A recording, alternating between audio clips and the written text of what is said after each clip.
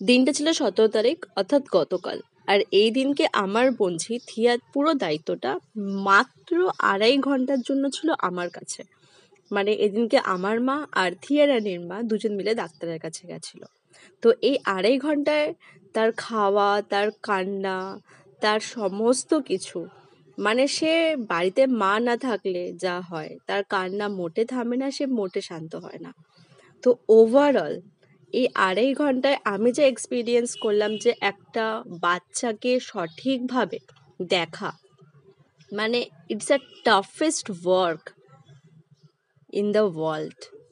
মানে এর থেকে কষ্টের কাজ বা এর থেকে ভালো লাগার কাজ আর কিছু হয় না। তো অবশেষে সে ঘুমাতে, মানে তাকে আমি ঘুম পাড়াতে সাকসেসফুল হয়েছি। তো আমার একটাই বক্তব্য যে দুনিয়ার সকল মায়েদের আমার কুর্নিশ, যে তারা আমাদের জন্য এতটা সময়, এতটা জীবনের সমস্ত কিছু স্যাক্রিফাইস করে।